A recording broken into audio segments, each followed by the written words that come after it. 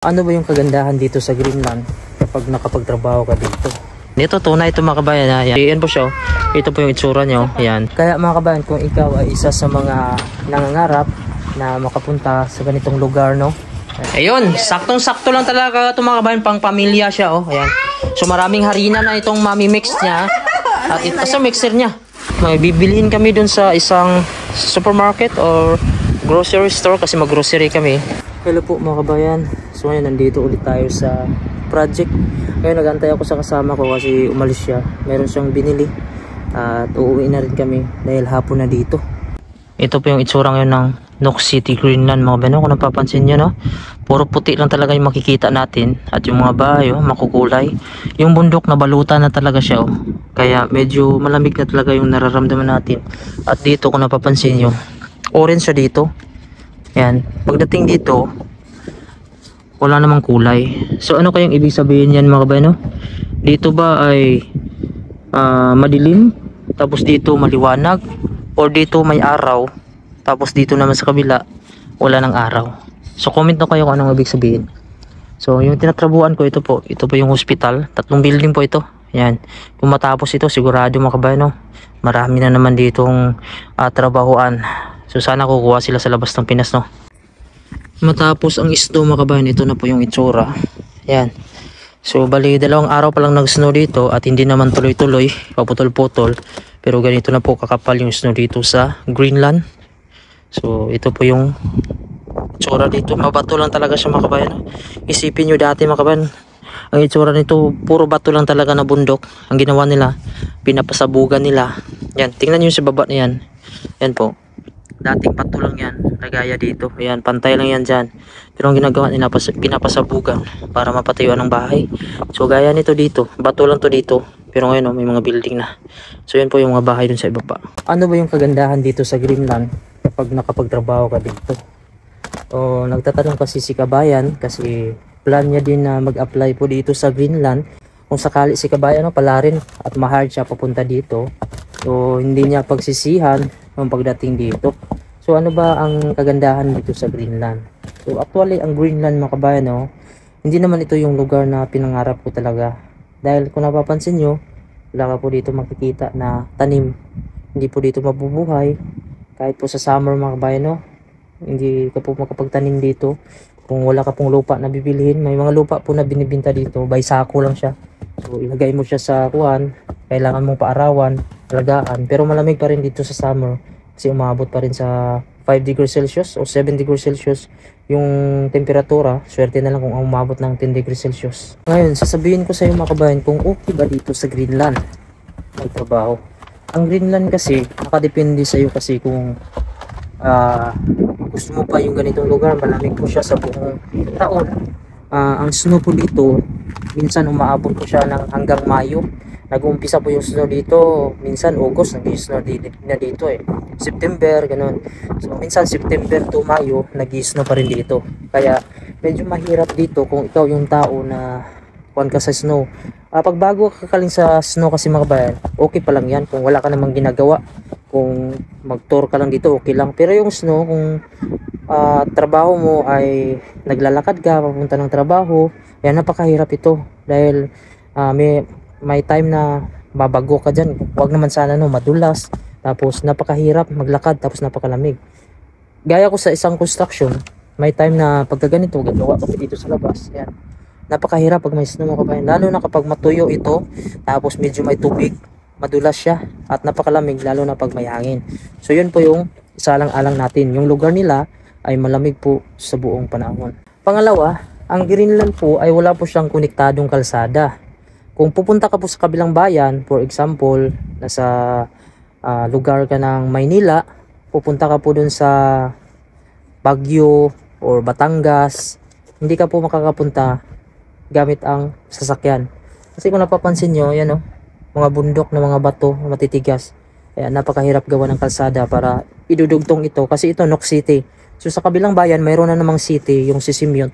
So kung magsasakyan ka, hindi mo magagamit kung pupunta ka sa kabilang bayan. So yung sasakyan mo, dito mo lang magagamit.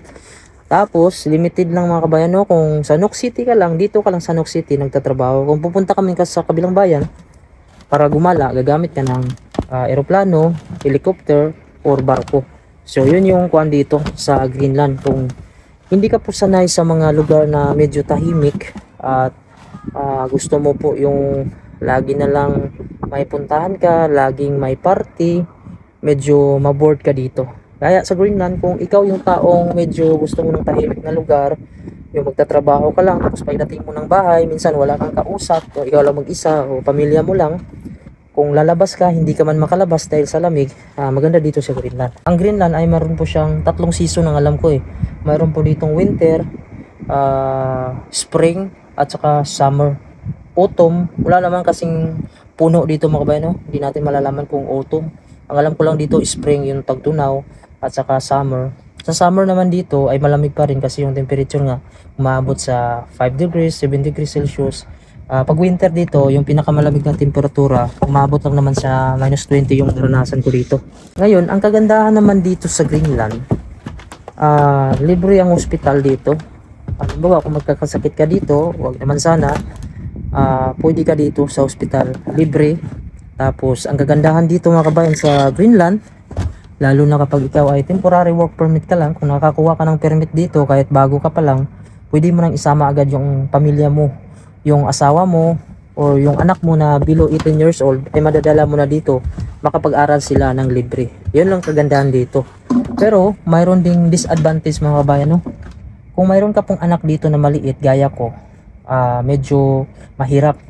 Lalo na pagdating dito sa pagtatrabaho mo, kailangan maglaan ka ng oras sa anak mo, lalo na yung anak mo ay hindi pa siya marunong maglakad o alalayan mo pa siya. Siguro nasa 3 years old below mga kabayan, no? Hindi mo pa siya mahayaan na siya lang maglakad, ay medyo mahirapan. Kasi sa umaga, siyempre yung anak mo, hindi mo naman pwedeng iwan sa bahay na hindi magtrabaho yung misis mo or hindi ka magtrabaho.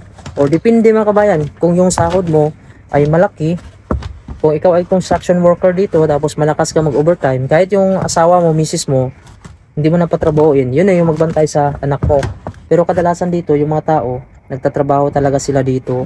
Both parents po, nagtatrabaho sila dito.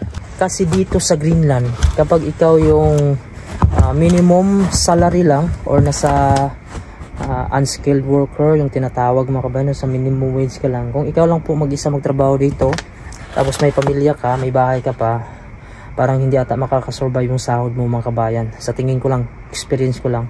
Halimbawa si Mrs. unskilled worker siya, kung siya lang po magtatrabaho tapos hindi po ako magtrabaho, kulang po yung sahod niya. Baka yung sahod niya ay pambayad lang sa bahay.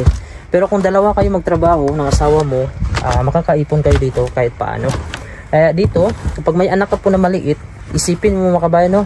Kung kaya niya ba yung lamig dito, kung hindi ba sakitin yung anak mo, kung kaya mo ba siya mga kabayan na ihatid mo muna dun sa may kindergarten, at syempre magbabayad ka pa rin nun.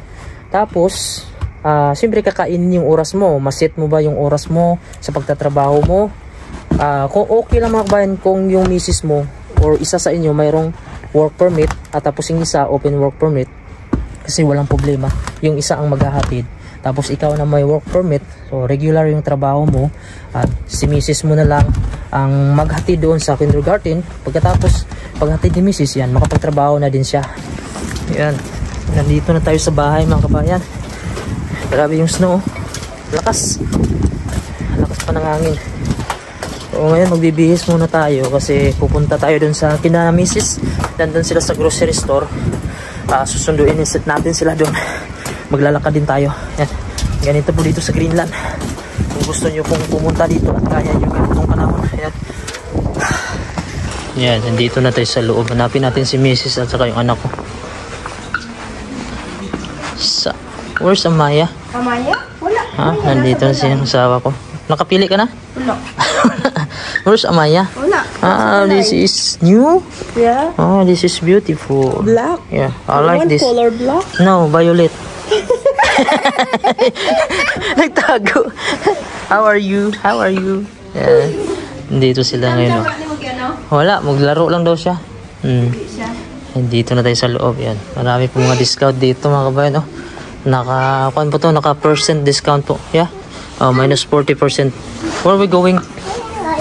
You need something? Dress? No, don't touch. Don't touch. It's So ngayon mga kabayan, palabas na kami dito sa mall. Ito po yung service ni Amaya. Oh. Yan. Kaya hilain ko siya, sakay siya dito. Yan. Ayun. So pauwi na kami mga kabayan. Ito po yung service ng mga bata dito kasi ito yung gusto-gusto nila. Ayan po yung Nook Center or NC. So dito sa left side natin, yan po yung mga cafe dito, restaurant. So dyan po halos lahat nagtatrabaho mga Filipino. Ayan po yung Kapi Pascucci. Ayan, marami pang restaurant po sa loob. Ayan. Si Amaya, ito nag-i-enjoy po siya sa snow. Hello Amaya, how are you? Are you okay? Amaya, snow, Amaya. Nag-snow na po mga kabayan. So oras natin dito ay alas 6 na ma? Yeah. Alas 6 na po ng gabi, sakto po. Ayan, napakadilim po. Yan, ito po yung buong paligid natin. Yan. So yung snow ngayon para siyang styro. Yan po. Napakadilim mga kabayan. Yung alas 6. Tapos maraming tao po. Kasi Black Friday po ngayon. Yan. Papunta kami dun sa kabilang store. Kasi may bibilin po kami ng mga gamit nila panlamig. Amaya, tapon mata. Tapos si Maya. Tapon mata ha, sa snow. Nandito muna kami sa kwan. Ito pala yung itsura ng Christmas tree sa malapitan mga kabayan. Ito tunay ito mga kabayan. Ayan. Binibinta nila ito. Kaso ngayon sarado na. Yan po yung stockan nila dito ng Christmas tree. Ayan po. Nandito po yung mga kahoy nila. Ito po siya. Pero hindi ito galing sa Greenland. Ito ay sa ibang lugar ito. Dinala lang dito para ibinta. Dahil nga walang kahoy na tunay yung Greenland ng Christmas tree. Ayan po siya. Ito po yung itsura nyo. Ayan. Yan. So dito nahahawakan na natin siya. Dati mga kabayan, napapanood lang natin ito sa mga pelikula, sa mga movie. Pero ngayon nahahawakan natin na mayroon din siyang yan, niebe or snow. Yan, kalaro ko pa yung anak ko dito. Tuwang-tuwa siya sa snow. Yan, paglaruin ko muna ito. Alas 6 pa dito ng gabi pero ganito na. Yan, nag-i-snow pa. Kaya mga kabayan, kung isa... What happened? Kaya mga kabayan, kung ikaw ay isa sa mga nangangarap na makapunta sa ganitong lugar, no? Ito, makikita mo ng actual yung Christmas tree. So ito po, hindi lang sa pelikula. Are you okay? Yung anak po, tuwang-tuwa. Hindi lang sa pelikula, sa mga movie. Ganito, mahahawakan natin. At siyempre, mayroong yellow yan mga bayan. Yan. Subukan nyo lang po. Mag-apply po sa online na binigay ko sa inyo. Step by step. Malay mo mga bayan, swertihin ka. At makarating ka dito. At may pagkakataon kang madala ang iyong pamilya. Going na. Oh, sit down, sit down, sit down. Sit down, ayan. So punta na kami mga kabayan kasi may bibilihin kami dun sa isang supermarket or grocery store kasi mag-grocery kami. Ayan. So yung anak ko lumilingon pa dun kasi gustong gusto niya daw yung damit ng bata. Ayan. So ito po yung nadadaanan natin Puro mga snow na talaga dito. Pero medyo manipis pa ito. Kasi 2 araw pa lang yung snow ngayon na tuloy-tuloy. Dati kasi natutunaw siya dahil medyo warm. Pero ngayon minus degree na. Sa minus 3 degrees Celsius na tayo. Kaya medyo makwa na. Malamig-lamig na. At hindi na po matutunaw yung snow pagka ganyan. Are you okay? No. So galing po kami dyan mga kabayan. Ito po yung Inuit Quality Clothes of Greenland. Ayan, bumili po si Mrs. ng yan, damit po mga kabayan. Magkano yan ma? 400? 455. 55. So dating price niya magkano? 600. Naka 20% sa discount. So kung 400 times 9 nasa 3,000 pesos mga kabayan. May get 3,600 pesos siguro yung damit na binili niya. Pero maganda na siya. Naka-discount naman siya. Yan. Dito pasok naman kami kasi bilhan ko yung anak ko na 2 ng warmer kasi lumalamig na ngayon. So nandito naman kami sa mga bilihan ng mga pangluto sa kusina, mga TV, mga gadget din. Kasi bibili si Mrs. ng mixer. Manual lang kasi yung gamit niya mga kabayan, kamay-kamay lang kaya sumasakit yung kamay niya. Magluto siya ng pandesal, yung mga cake kasi manual niya minamasa. So ito mura lang naman to, 499 or 500 Danish kroner. Tayo siya sa 8 nasa 4,000 pesos. So ito na lang siguro bibili namin kasi mura na din mga kabayan. Ayan, pang sarili lang. Nandito kami ngayon sa isang area kung saan may mga warmer po dito. Dito sa Greenland, importante po talaga yung magkaroon ka ng warmer sa loob bago mo po isuot yung mga jacket mo kasi para hindi ka po pasukan ng hangin at the same time mga kabayan, mas mainit po yung nararamdaman mo. Gaya po nito mga kabayan, ito po yung mga tila ng mga warmer. Ito po siya. Ayan. So, hanap tayo dito yung full body mga kabayan na warmer po. Ayan. So, tingin-tingin tayo dito. Amaya, what's that? Limes. Huh? What did you say? Limes? Do you like that? No? Which one? Which one you like? Papa will buy. This one you like? Gusto niyo ito. Ano to? What is this? Slime. Yung parang magbuo-buo ka. Parang clay. Clay. Slime. You like slime? That one? Okay. Bali, ito lahat yung nabili namin mga kabayan. No? Mga gamit ito sa bahay kasi naka-discount kasi siya mga kabayan. Nasa 40% discount siya. Ito yung mga kortina, kumot. Tapos yung pinakamahal dito yung kuha ni Mrs. Yung kanyang mixer. Sa 300 lang kasi naka-discount din. Tapos ano pa ba yan? Damit ni Mrs. Nadagdagan pa mga kabayan kasi nakakita na naman kami ng mura. Yan yung warmer ng anak namin. Ayan, magbabayad na po si Mrs. Ito po yung counter dito mga kabayan for cashier. Ito po yung pamilihan pa dito. Malawak-lawak din to dito. Yan, pauwi na kami ngayon mga kabayan, no? Ito po yung service namin. Diyan po namin nilagay yung pinamili. Si Maya, yung binili niya na pala. Naglaro na siya ng snow. Ito po yung kuan dito, grocery store. Diyan kami namili kasi Black Friday. Tapos ito po yun, no? Napakaraming tao dito ngayon na namili. Dahil Biyernes ngayon at discount. Tara, uwi na kami mga kabayan. Hilain mo na daw, ma. Ang gaan lang. Si Maya, may dala na snow. Tara Maya, bye-bye, bye-bye. Bye. Ayaw nyo pang umuwi. Kaya na kayo, mag-uwi na tayo, gabi na. Ayaw nang umuwi ng anak namin. Bumili nitong pala tapos yung balde. Akala ko kung gamitan niya ng tubig lang ba. Yun pala dito, pang pala niya snow. Buti naisip mo yan na Maya, no? Yan yung sa isip niya eh. Palahin nyo pala yung snow. Sa Pilipinas naman yung gamit niya, yung kuhan, yung putik lang putik. Dito naman social kasi puti eh, snow eh. Bye-bye na, we're going na. Tomorrow again, alas 8 na ng gabi dito. Ikaw na lang naglalaro ata dito. Hindi nila lamig, wala pang gloves. Nandito na po kami mga kabayan sa bahay. Pero, aakyat pa kami mga kabayan. Ito ang aakyatin namin pag ganun. Paakyat, tapos straight, tapos paakyat na naman, tapos straight. So ganito yung sitwasyon namin dito. Yung kwarto namin parang ganyan siya, pero nasa dulo kami kasi yung access ito lang po. Kaya ito yung nahirapan ko dito mga kabayan, no? Kapag papasok na kami ng bahay, napakahirap lalo na pag may anak. Tapos dala pa namin itong mga gamit, mga grocery. Ito po mga kabayan, sa amin na gamit ito. Yung sa anak namin stroller.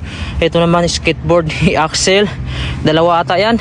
Tapos yung mga pang snow, bike niya. Ayan, sa summer na kami magkita-kita nito. See you tayo sa summer. Mga kabayan, ito na po, mag-unboxing tayo dito ng yung gamit ni Mrs. sa pagluluto ng pandesal. Kasi si Mrs. kapag nagluluto po siya ng mga pandesal, mga cake, mano-mano lang po. Kinakamay niya lang yung mga harina. So, napakasakit at nakakangangalay. Ito para mas maraming tinapay at pandesal na maluto. Ayan. Ayan. Binila natin sa unboxing po. Open na tayo. Binila natin siya nitong mixer. Wow! Power mixer na siya mga kabayan, ha? Ito yung tinatawag na Hindi na siya pawis mixer. Hindi. Ito yung tinatawag na hindi na ako bata. Kaya na ako sa mga gamit ng mga kusina. Ito yung kasiyahan ni Mrs. yung mga gamit sa kusina panluto kasi hilig siya magluto. Ito yung binili namin na mixer. Magkano yan, ma? Excuse, Amaya. Sali-sali. 499 siya, tapos 499 Danish kroner. 20%. 20% nasa 300 megit. 300 na lang. So 300 times 9 mga 27. 350 na lang yung 350. 3 times 9 27. So mga 3,000 pesos mga kabayan. Okay na kaya? Hindi na kayo lugi ito mga kabayan. 3,000 pesos. Mayroon ka ng mixer. Kasi nasa 300 eh. Ano na nangyari sa akin? Ko na sa kusina. Ito po, bali pang kuan lang ito mga kabayan, pan sarili lang muna namin. Kung magkaroon naman kami ng business, ayan, yung malaki na yung bibilhin. Kung isang barangay na yung kuan mo, pakainin. Amaya! Wait, tama lang dito siya. Ayun, saktong-sakto lang talaga ito mga kabayan, pang pamilya siya. Ayan. So maraming harina na itong mami-mix niya. At ito sa mixer niya. Ito yung mixer niya. Ayan. Paano yan? Ikuan? Ayan lang, no? Select. At tapos ang tinidor niya. Ano ito rin? Ha? Here, oh. Ayan, yung mixer niya. So, hindi ka na magmano-mano, hindi na mapagod. Yung Wow, gabi, maraming tinapay na maluluto niyan.